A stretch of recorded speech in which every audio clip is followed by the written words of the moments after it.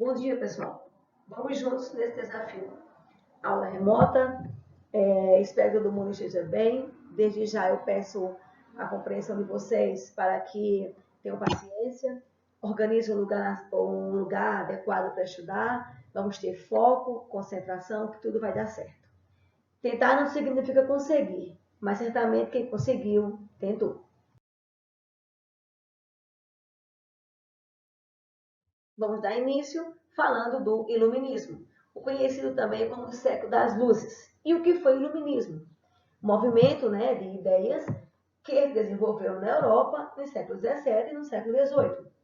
Vamos pensar um pouco. O iluminar. Iluminar dá a ideia de quê?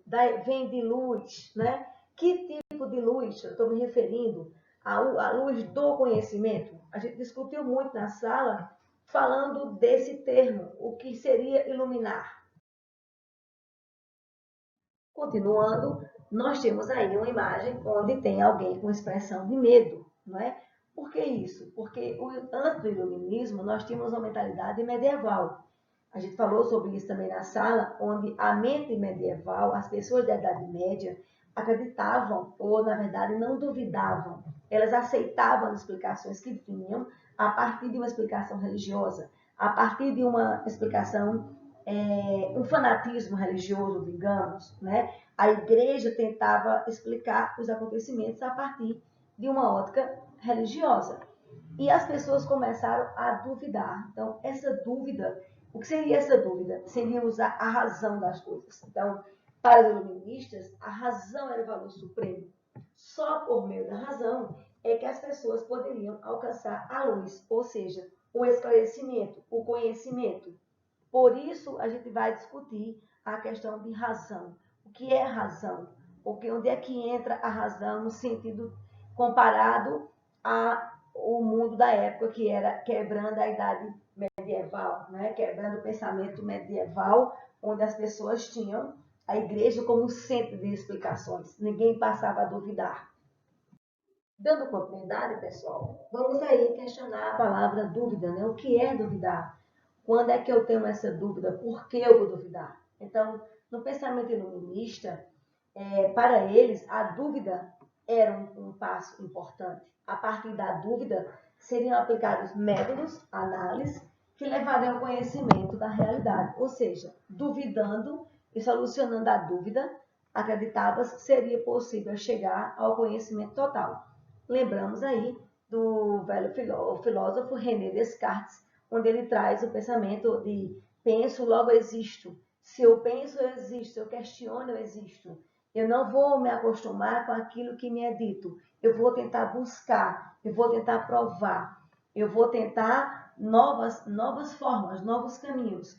Eu não vou ter uma única explicação, mas a ciência ela vai ser importante nesse sentido, né? Porque a ciência trabalha com provas.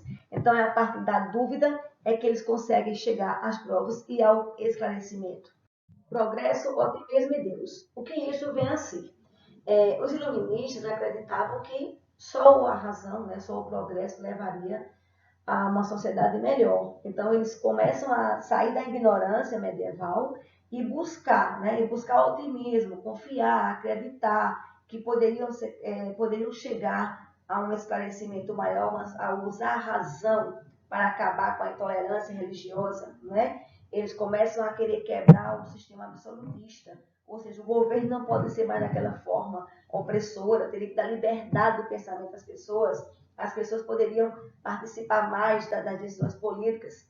Então, você vê aí como a ciência vai ser algo importante nesse estudo, no caso aí dos iluministas, para a gente tentar entender uma época e perceber a contribuição desse período para a nossa sociedade atual. Nós temos hoje a ciência desenvolvida, a ciência trabalha com provas, né? Você vê o momento que estamos passando agora da pandemia, existem vários cientistas já pesquisando saídas, descobrindo vacinas, e como eles conseguem? Duvidando, pegando conhecimento, testando e dando uma contribuição enorme para a nossa sociedade. Assim também como os iluministas da época. Eles queriam esclarecer, eles queriam levar à população um conhecimento, não é uma dúvida, buscar, descobrir coisas novas.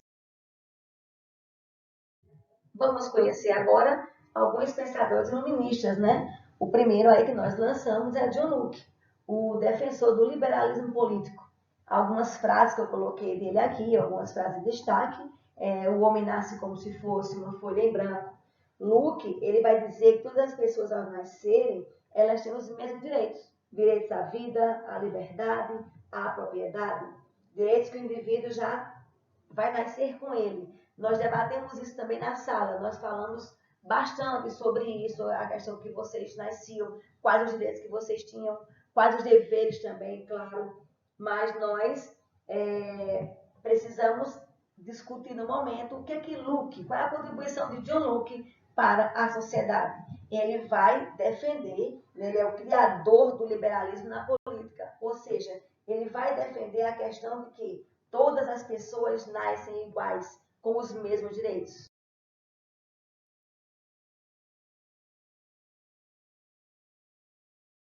O segundo pensador que nós trazemos nessa manhã é Voltaire. Ele vai ficar conhecido por críticas à igreja e ao antigo regime absolutista francês.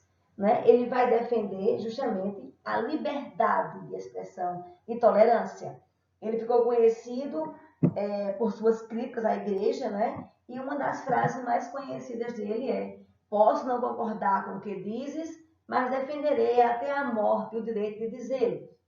Ou seja, ele vai trabalhar algo muito importante que nós temos hoje, né? A liberdade de expressão. Uma das maiores conquistas, né, da humanidade é a nossa liberdade de expressão, o direito de falar, de discordar, o direito de opinar naquilo que de repente nós não combinamos, né? Nós não concordamos. Então, essa força de expressão é ele que vai ficar bem conhecido por essa frase. Então, fica bem marcado aí.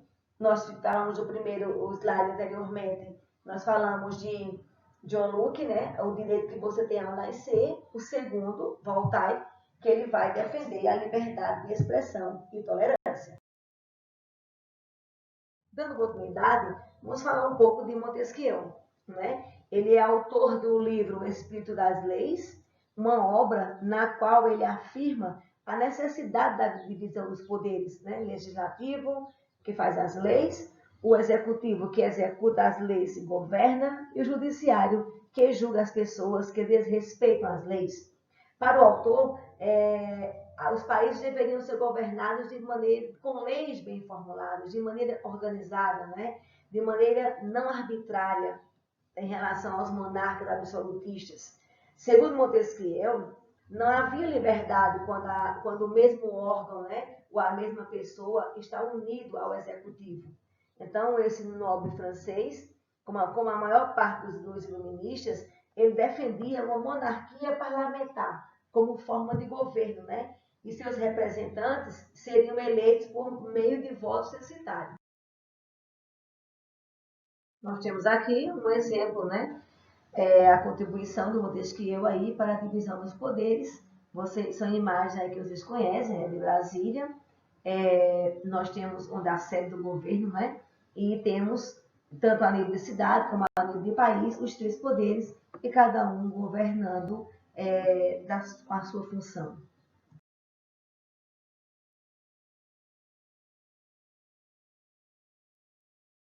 Vamos conhecer agora o pensamento aí de Rousseau, né? Onde ele vai defender liberdade, igualdade e fraternidade, que vai ser lá na frente o lema da Revolução Francesa. Ele é considerado um dos mais radicais dos pensadores iluministas, pois ele pregava que as propriedades privadas eram a grande causa da desigualdade entre os indivíduos, né? Então, além disso, ele era favorável ao sistema republicano de governo, à democracia, né, favorável à liberdade, à igualdade e ao voto universal, que é o que a gente idealiza hoje, né? A sociedade que você deseja, uma sociedade igual, mas com mais liberdade ou com mais fraternidade. Então, liberdade, igualdade e fraternidade é uma contribuição de Rousseau para a nossa sociedade. Vamos falar aí da enciclopédia, né? O que faz a enciclopédia?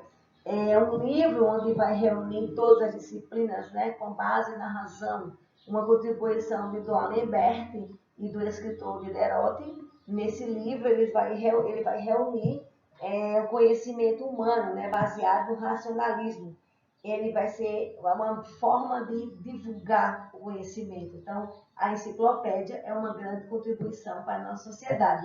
Hoje, vocês querem pesquisar, vocês têm um celular, Wikipédia é também uma forma de pesquisa, né? Mas antes, eles tinham aí que desenvolver a enciclopédia. Então, todas as disciplinas reunidas em um livro só.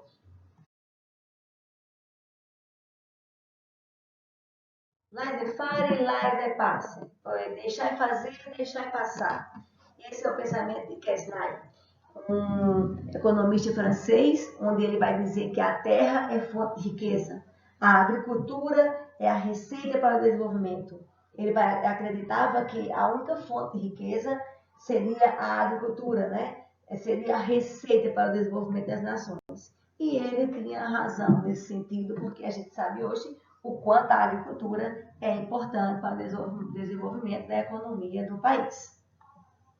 Vamos finalizar falando de Adam Smith, o grande defensor do liberalismo econômico, né? A livre concorrência e livre comércio. Adam Smith vai dar a defesa dele em relação à lei da oferta e da procura, que cada indivíduo, independente de sua função, ele vai poder contribuir para o desenvolvimento econômico do seu país, né? Por isso ele vai dizer que não deve haver uma interferência econômica do governo no Estado. Né? Ele vai defender a não intervenção do Estado na economia. Cada um deve ter a sua autonomia individual para desenvolver economicamente. Pessoal, os slides foram feitos com base nas páginas 7 a 14. Então, eu vou pedir para vocês, por favor, vou postar no Google Classroom. Vocês já fizeram na sala mapa conceitual, já fizeram resumos. Então, eu vou postar agora um vídeo fechando o assunto e vou deixar lá uma atividade também complementar, certo? Quem não tem um Google Classroom, por favor, me procure no privado, que eu vou ver como é que eu vou fazer as atividades, certo? Quem tem, eu vou deixar lá na sala, lá mesmo vocês respondem, como eu vou estar deixando também lá a lista de frequência. Você vai assinar a sua lista de frequência, certo? Fiquem todos com Deus, até a próxima semana. Vai ter semana que eu vou variando, eu vou fazer aula desse modelo, vai ter semana que eu vou colocar vídeo aula, vai ter semana que eu vou colocar atividade, e assim a gente vai interagir da melhor maneira possível. Qualquer dúvida, me procure no privado. Um abraço, fiquem todos com Deus.